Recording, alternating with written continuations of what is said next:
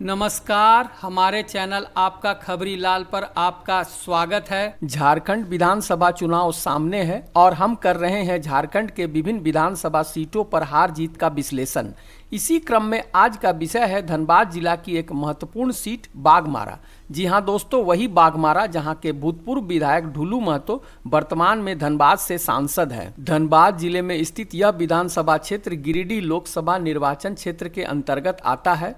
बाघमारा की विधानसभा सीट फिलहाल ढुलू महतो के इस्तीफे के बाद खाली है और इस सीट पर लोगों की खास नजर है कि इस बार यहां से कौन विधायक बनेगा। इस सीट का इतिहास देखा जाए तो मुख्य मुकाबला ढुलू महतो और जलेश्वर महतो के बीच होता आया है। चूंकि ढुलू महतो अब इस सीट से नहीं लड़ सकते तो देखना दिलचस्प होगा कि इस बार कौन कौन उम्मीदवार होते हैं। क्या ढुलू महतो के परिवार से ही कोई उम्मीदवार होगा या बीजेपी किसी और को टिकट देगी। झारखंड के बनने के बाद के चुनावों का विश्लेषण करें तो पहला चुनाव सन 2000 में हुआ था, जिसमें जलेश्वर महतो जेडीयू के प्रत्याशी के रूप में विजयी हुए थे। 2005 में भी बाजी उन्हीं के हाथ लगी थी। 2009 में ढुलू महतो पहली बार बीजेपी से अलग होकर बनाई बाबूलाल मरांडी की पार्टी झारखंड विकास मोर्चा से जीते थे। फिर दल बदल कर वे बीजेपी में चले गए और वहां से दो बार 2014 और 2019 में जीते थे। जलेश्वर महतो पहले जनता दल यूनाइटेड के बड़े नेता में गिने जाते थे।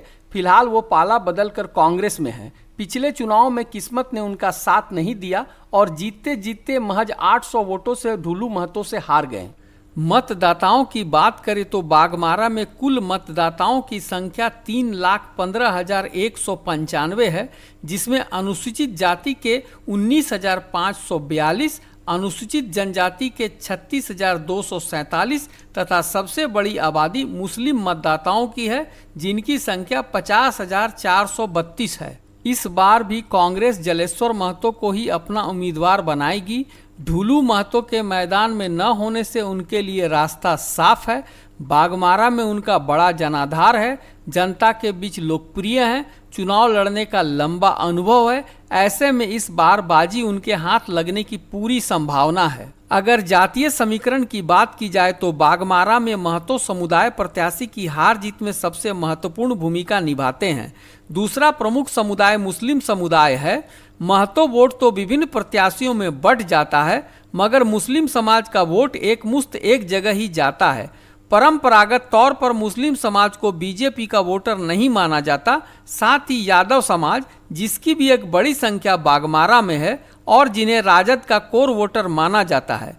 ऐसे में गठबंधन प्रत्याशी को ये वोट मिलता है तो जलेश्वर महतो को जीतने का सुनहरा मौका मिल सकता है। यदि इंडिया गठबंधन के तहत गठबंधन की सभी पार्टियां जेएमएम, आरजेडी, कांग्रेस और वामपंथी पार्टियां मिलकर एक उम्मीदवार के तौर पर जलेश्वर महतो को खड़ा करती है तो उनकी जीत की पूरी संभावना है। पिछले चुनाव में ढुलू महतो हारते हारते बचे थे, उन्हें महज 824 वोटों से ही जीत मिली थी। ऐसे में जलेश्वर महतो जो अब राजनीति में हाशिए पर चले गए थे, उनकी किस्मत एक बार फिर जाग सकती है।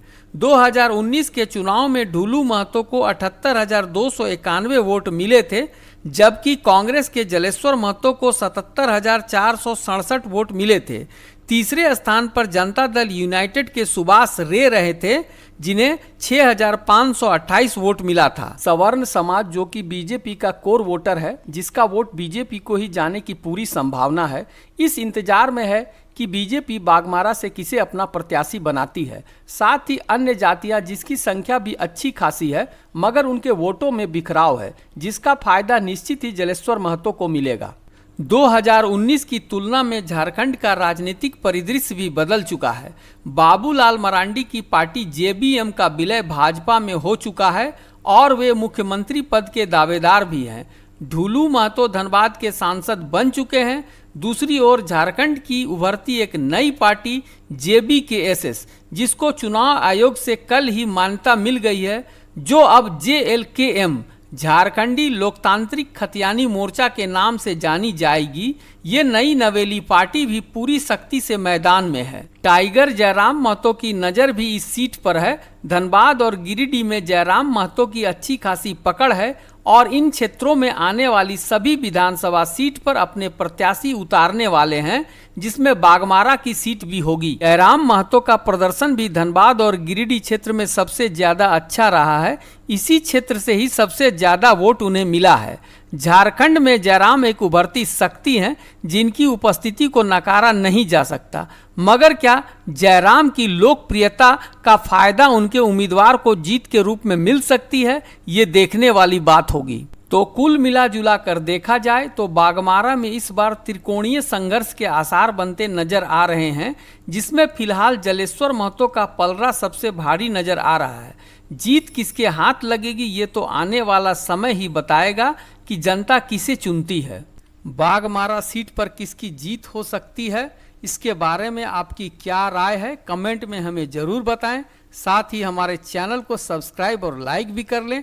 अपने विधानसभा का नाम कमेंट में लिख दें ताकि उसकी जानकारी हम आप तक पहुंचा सकें।